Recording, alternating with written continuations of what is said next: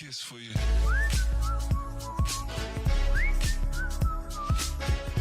Alright, so today I'm going to be looking at the iPod in kind of an out-of-context situation because it's the 23rd anniversary of when the iPod was originally announced. I thought it would be interesting to kind of take a look at the iPod throughout history, but more importantly, as this is context, determine if someone nowadays would be able to kind of use an iPod and find it useful and find it interesting and that kind of thing, or if they would rather use a smartphone instead, right? So I think the first kind of point we have to look at when trying to answer the question of if it would be useful in modern day is more so what the competition is like, right? Because obviously a lot of people sort of understand what an iPod is, but a lot of people, especially younger ones, might not understand exactly what an iPod is, because a lot of people think an iPod would be like a music player, an MP3 player. And while you are technically correct, a lot of the iPod's quirks are things that, to a lot of people, they don't seem like something that would be a music player, right? A lot of people think music player is just a device that you can download music to, right? It is technically a device you can download music to, but the way you do that is quite cumbersome by today's standards, right? You have to get one of these cables. Earlier ones had like FireWire cables, something like that, and you had to connect it to your computer, and then you had to go to iTunes back here, and you had to go into iTunes on your computer, whether it be a Mac or a PC, and go and buy the songs on here, and then put them on iTunes like library, and then you had to connect your iPod to your computer and transfer it that way, and it would finish transferring. Then you can unplug, and then you can listen to it offline, right? And that process of doing that was, relatively speaking, pretty normal at the time, but something that a lot of people might not really understand today. In terms of, like, a lot of people would think that, especially looking at like modern examples right here, you can see here that like a lot of people think a music player is just like an iPod Touch, right, or something like that, where you have Spotify or have Apple Music and you're downloading it like that, and all you do is plug in a headphone jack, and that's your music player, right? You're not dealing with this whole setup of needing to go and buy music at a separate platform and download it onto your thing by plugging it in, right? All that. So to a lot of people, I think that their expectation of what a music player is more iPod Touch-like over here, right, rather than sort of the original iPod. And so when trying to examine, would an iPod specifically be something that they're interested in? I don't think it would be, because I think a lot of the limitations and sort of the modern day conveniences of something even like an iPod Touch vastly outweigh the original selection of iPods in terms of usability. I think they would be able to use something like an iPod Touch or one of these modern examples, but they would not want to use something like an iPod, even though, I mean, if you can see on the screenshot, sorry, it's pretty blurry, there is modern songs on here, right? Dua Lipa's Houdini's on here, and there's some other ones by artists, but they're modern songs on iTunes that are still being used. You can still download and buy them and do all this. You could put this song that, you know, was released, last year, and you could put it on an old iPod. There's nothing stopping you from putting it on like a 6th generation iPod or something like that, if that's what you want to do. But most people aren't going to do that. They're not going to lug around an iPod just to do that. They're most likely either going to use a dedicated player like the Theo here, or they're going to use their smartphone.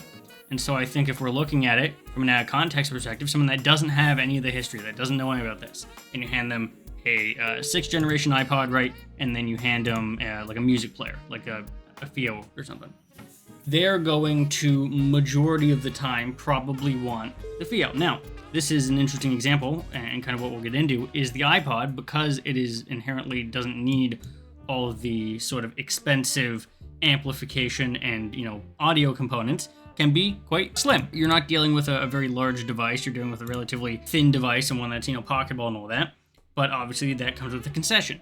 These modern equivalents, if you hand someone a M23 right here, this is a huge phone, right? Like, in comparison, this is a giant phone that's attached to a huge brick that houses all the audio guts in it and stuff, and it's a great device for people that are going to use that. Not only does it tend to be pretty expensive, right, $700, but it's pretty niche, and it's thick and it's heavy, and you're not really going to want to carry it around kind of thing. And so if you look at the best and closest modern equivalent, the Sony Walkmans are still being sold. Those are also $700-800, and you get that. And compared to the iPod does seem like a good and a beneficial product. The issue is obviously, what do you want? Do you want the sort of benefits of the modern stuff, but it's obviously for a different market now, it's $700? Or do you want something like an iPod that's maybe less technically advanced and isn't basically a phone slapped onto a giant amp, but you have to, do some old concessions. I would think more people, even with that sacrifice, would go for something like VIO rather than go through the iPod, because they don't want to have to do that hassle, right? And I think hassle is a really big part of it. I explained a little bit in the Spotify video how a lot of the time, and also in the smart, like AI assistants and stuff video, with smart speakers, a lot of people that aren't into Spotify or into these streaming services for music wouldn't be into an iPod. They just wouldn't listen to music, or they'd go through the free options through Pandora or Spotify on their smart speaker. So a lot of people, even if they weren't into this kind of thing, wouldn't also, like, they wouldn't, but they would only be into listening to music casually through their smart speaker. They wouldn't buy an iPod. And so you really get this weird sort of split in the market, where people that actually want to care about this stuff are going to get this expensive brick device here, if they're trying to listen to music at high quality. If they're not, they're going to go the smart speakers. There's no kind of opportunity or window in the market for something like the iPods anymore, because even though they are technically cheaper and better devices, there is so much barrier to entry at that point. A lot of people don't even know iTunes still is around, still does music, right? And you can still buy stuff on there. So that's obviously a big point. But if you kind of imagine you get rid of all that, the other thing with the iPod that not a lot of people realize is it is not a one-stop shop for music, right? You have to manually seek out music. And I think a lot of the time, especially nowadays, what you end up getting is the discovery stuff, right? Discover Weekly for Spotify, or whatever Apple Music has, modern equivalent, whatever Amazon has. They all have this kind of discovery aspect of it that iTunes really doesn't. Like, you can see, you have your holiday hits and your recent releases and stuff, and your today's hits and that kind of thing. And these are more chart-based, but they're not going to discover new music that you didn't know existed today. Like, oh, wow, look at this thing, right? And so it's not a one-stop shop for all your needs, because a lot of people aren't just going to be listening to music. They're going to want to hear new things a lot of the time, right? A lot of people use that to kind of discover new music, or they use the recommendation algorithms of Spotify to find new music, even if it's not on a discovered playlist or anything. And so you lose that with an iPod. It becomes almost, it's even less than something like a radio would be, where you're discovering new stuff. It's a very segmented part that you just want to listen to your favorite things, right? And so I think people kind of not understanding, and a lot of people say like, oh, it's, you have all your music stuff in a device, you don't have to carry your phone around. Well, not really, if you actually want to experience what a lot of the modern functionality is, right? And that's something like the VIO here that can do that, right? Since this is, as you can see at the top, it's an Android phone. Since it is basically just a phone, and you could even put more stuff on it, you can play music, you can download music, you can have the playlist and all that, and it's all here. And so you don't have to deal with any of that older concessions. So overall, I think in that respect that people wouldn't really be interested in an iPod for those reasons. However, stepping back, we look at kind of the evolution of the iPod, and we can see, sorry, this is a little bit blurry, but we can see kind of, where it started to go. We had the original iPod, and that lasted, and then we saw the mini happen, something cheaper, something that wasn't, more colorful for kids, that kind of thing.